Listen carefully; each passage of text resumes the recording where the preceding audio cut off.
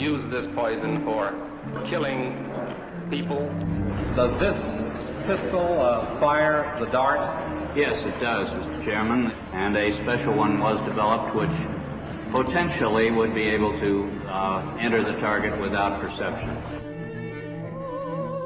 Well, the CIA had a heart attack gun that was revealed. Okay, now, the CIA is not in the business of killing people.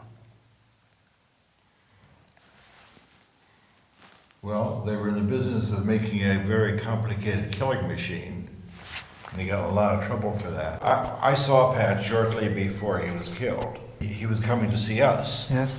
But before he left, he called several of his friends to say goodbye in an odd way. So, in short, he predicted his own death.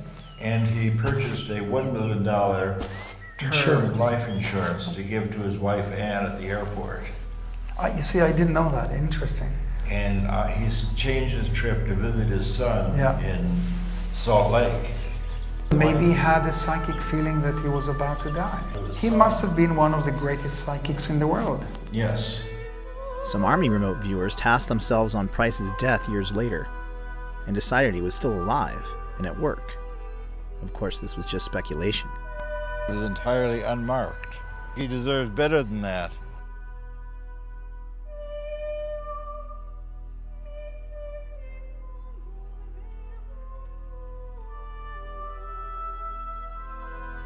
Shortly after that, Hal and I were called back to Washington for an investigation. What the CIA had hoped to squash by eliminating SRI's contract would only grow after an Aviation Week article released after Pat's death perfectly matched his description of the gores of Semipalatinsk, something no one else in U.S. intelligence knew. This shook the halls of power and set into motion new fears about Russian psychic spies. The question is, why? What was happening in July, August of last year? The House Committee on Intelligence Oversight decided there must be a security leak that gave the California psychics information that no one in the rest of the intelligence community had. Well, actually, I was excited about the opportunity to brief them because by this point in our career, the more people at high levels who knew about what we were doing, the more support there was to make sure that the program went forward. Unfortunately, you will learn today that these efforts by Russia to discredit the U.S. and weaken the West are not new. All I can say is that if the results were faked, our security system doesn't work. What these persons saw was confirmed by aerial photography. There's no way they could have been faked. There are 4 senators out there fighting to keep it going. What's next? Are we looking at a new Iron Curtain descending across Eastern Europe? And we were supported for another decade.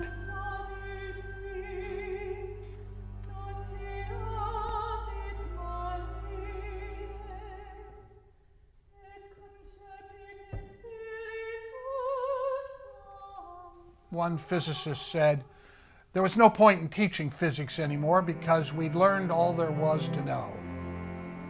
And now we look back and realize that what we thought we knew was the tiniest fragment. Although the CIA publicly denigrated the idea of remote viewing and claimed to end interest in the subject after the death of Pat Price, SRI's rising profile led to partnerships with every single branch of the intelligence community. Defense Intelligence Agency took on a contract with the U.S. Army in 1978. It begins. But this being the Army, it really starts with drill, naturally. Over 3,000 troops in Fort Meade, Maryland, were screened by Army intelligence to find the top 6 that would spearhead the program. That first day in the company. These were grunts, regular guys. Vietnam vets picked because they had a knack for avoiding landmines. And the CIA didn't like it. It caused leaks. The most decorated was Remote Viewer 001, Chief Warrant Officer Joe McMoneagle. The Stanford Art Museum was Joe McMoneagle's first ever remote viewing. We then did 5 more trials with him. Altogether, we did 36 trials with the 6 Army volunteers. Out of the 36 trials, these officers were able to get 19 first-place matches, where one would expect only 6 by chance. The odds of such an excellent result is better than 1 in a million. Joe got the Legion of Merit. That is a very big deal. It is the second highest non-combatant award that the military gives. He has done more live-to-tape remote viewings than anybody else alive. He lives at the top of the mountain, where every great prophet lives. He was the first to speak out when parts of the program were publicly outed in 1995 and subsequently denigrated by the CIA. It may have helped locate American hostages in Iran. There were 2 or 3 others that were held away from the embassy. No one seemed to know exactly where that was, but we were instrumental in helping identify that location. I was paid to do remote viewing by the U.S. Army for 6 straight years. And indeed, he turned out to be one of the most psychic people we ever worked with. You can actually take out of thin air information about something you have absolutely no access to, just using your mind. Remote viewing was first brought to my attention by Skip Atwater. It occurred to me I had been 9 or 10 years doing this counterintelligence work, and I said, Colonel Webb, I brought this book called Mind Reach, and if what they say in this book is true, there's a huge gap in our counterintelligence effort here. I left the book Mind Reach with him, and the next day I came in and he says, you're right. If this is true, what's being said in this book, this is something that we aren't attending to. This might in fact be a threat to the intelligence community. One of our greatest operational successes was when Joe McMoneagle pinpointed and described an enormous Russian submarine in a location where it was totally unexpected. There was a very, very large building. We didn't have enough intelligence by ordinary means to know, well, what is being built inside that building. The building was hundreds of yards from the water. What I decided through remote viewing was that they were probably constructing a new submarine. And the submarine was unique in that it had twin hulls. No, the hulls were actually stuck together this way. So it was a twin-hulled, very wide submarine. It was half again larger than any submarine in existence at the time. It had dozens of new capabilities, and I said they're going to launch in 120 days. And this was all disagreed with by the senior officer from the CIA. He made arrangements to look at the area 114 days later, and they in fact had launched the largest submarine ever built in history. It's called the TK-089, the Typhoon class submarine. The only response we got from that individual was, it was a lucky guess. And that individual was Robert Gates. Did you at any time feel that this was worth the taxpayers' money? Well, all I can say is that in the 20 years or 25 years that I was perhaps in a position to be aware, I don't know of a single instance where it is documented that this kind of activity contributed in any significant way to a policy decision or even to informing policymakers about important information. In October 1983, Secretary of Army John Marsh was briefed by Lieutenant Colonel Busby of INSCOM. His report stated that 350 of 700 remote viewing missions, or 50%, were deemed to possess intelligence value, and 85% showed positive evidence for remote viewing. We probably collected more intelligence on that one submarine in 4 days than the entire Soviet sub-pack. What you have to understand is the program operated year to year based on its successes, not its failures. And the fact that it was funded on a year-to-year basis speaks loudly as to why it existed for 20 years. And the chief proponent in terms of tasking, or the one agency that probably used more remote viewing than any other agency, was the CIA. I'm familiar with that quote of Gates, there's nothing, we closed the program because it didn't amount to anything. Let me just read this one thing I've got here. Joe got the Legion of Merit, And Joe, upon his retirement, got this. While with his command, he used his talents and expertise in the execution of more than 200 missions, addressing over 150 essential elements of information. These EEI, essential elements of information, contained critical intelligence reported at the highest echelons of our military and government, including such national-level agencies as the Joint Chiefs of Staff, DIA, NSA, CIA, DEA, and the Secret Service, producing crucial and vital intelligence unavailable from any other source. That would tend to suggest that Gates was not telling the truth. We had the total support of 5 administrations in a row. Carter stood up and said, we did this wonderful thing when they found the Tupolev bomber. And the reporter said, how did you find it? He said, we used our psychics.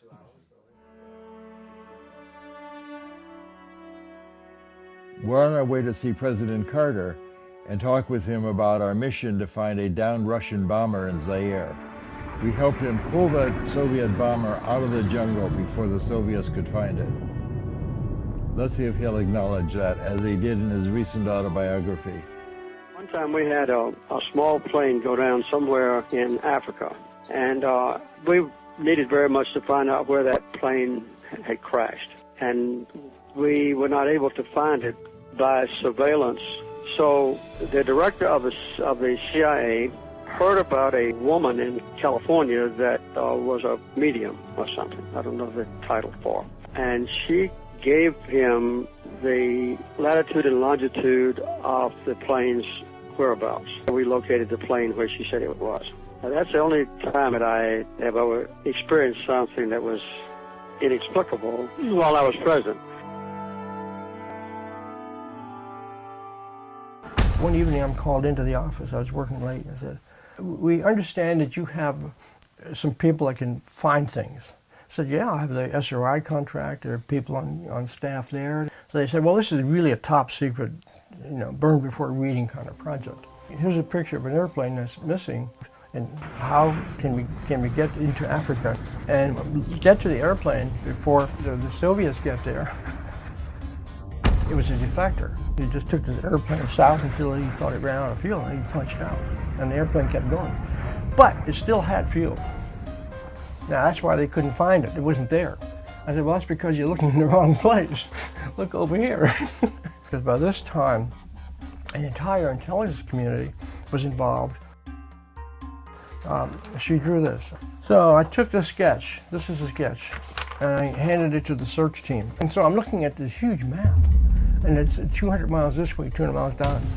So she looks at that map and goes up to the map and says, well, over here, here's where it is. The X, where the pin went into the map. And they sent a helicopter out to investigate the area. And shortly after they landed, a native comes out of the jungle carrying a piece of metal. And it turned out it was from the airplane that crashed and was within about a mile of where it was, where the actual site was. All the information was in the field before the airplane was found. And the CIA did a special check on that to make sure, and so did NSA, to make sure that my story did hold water. The information was there before we knew where it was. The woman who drew the sketch, referenced by Dale and President Carter, was an Air Force officer. She and an SRI remote viewer, also crucial to the case's success, have never come forward. The research out of SRI showed that remote viewing had no predictable scientific limits or even theories to explain it. As the team racked up success after success, higher and higher up the chain of command, the question was asked, how can any of this even be possible? I said, well, we've done this remote viewing experiment, and the results are very significant. He said, one of those guys is blind and the other one's crazy. Now, the perfect team for examining psychic abilities. That's what I thought. Oh boy. There's of course no way to deal with people who don't want to know. A storm starts brewing, and we get a new director of Office of Research and Development. He could not accept the reality of paranormal activity. He said he knew that this was not real. And a guy in the back of the room jumped up and said, I know what this is. Somebody's taking notes to see which of us are gullible. Well, whoever's taking notes, I want you to know, I'm not buying any of this. And he marched out. A week later, I came back and I said, did you evaluate it? Can you tell me what you thought about it? And he said, no, I didn't evaluate it. And he said, I'm not going to. And I said, what? We're fundamentalists. There may be something to it, but it may be demonic. We don't have anything to do with this. You are working with people who are in league with the devil, and you're part of the Antichrist movement. And I picked up the data and walked out. And deniers who think there is no consciousness beyond our skulls are a powerful force in American society. Are anti-science because they do not respect or accept facts. They are people whose worldview is based on faith of a very particular kind and belief in dogma.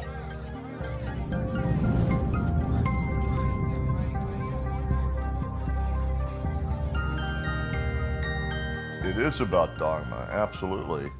From a religious standpoint all the way down to, I mean, people that are afraid of it, which is half the people on the planet, so damaging. I had a senior senator in camera, in a meeting in camera, stand up and say, you, sir, are doing the work of the devil, and you will burn in the fires of hell, and walk out. That's a senior lawmaker. And then in the same meeting, when we broke for coffee, I had another senior lawmaker hug me and whisper in my ear, you're doing God's work, son. Now, which one scares you the worst? I think science research is important because it's an essential part of reality which science hasn't yet taken note of. Furthermore, there's a lot of misconception around people just assuming without any proof that there's no such thing. It's just a piece of dogma, and science should not be about dogma. How many people say they've witnessed things that do not fit within a materialistic paradigm, and then they're told you're deluded because your experience doesn't conform to our dogma? This is so fundamentally anti-scientific, it's utterly appalling. So once again, this troubled me because I love science and I respect this tremendous evolution of science for the last 400 years.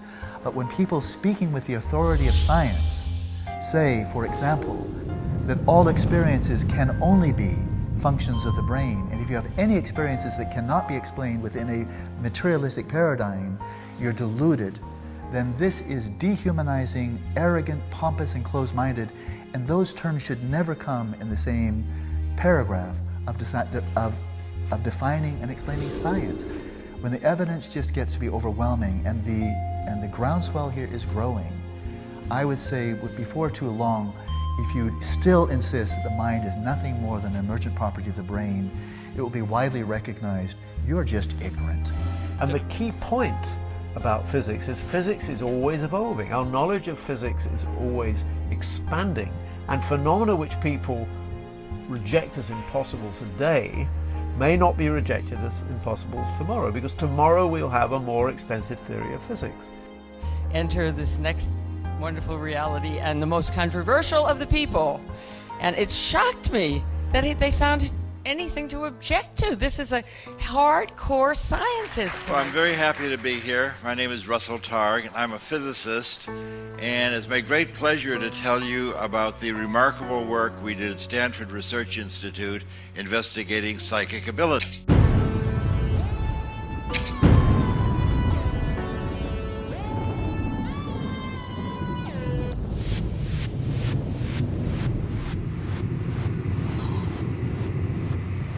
I had a small Wikipedia biographical page. It's described that I was born in Chicago, went to Columbia, worked with Hal Puthoff on the pseudoscience called remote viewing. So we had a chance for fish and chips and a cup of tea. We must be in England finally. That's right. There's a time when I was ill and I didn't want my biography to be that one-dimensional. So I wrote in that I had been a pioneer in the development of the laser and published many, many papers in lasers. And the Wikipedia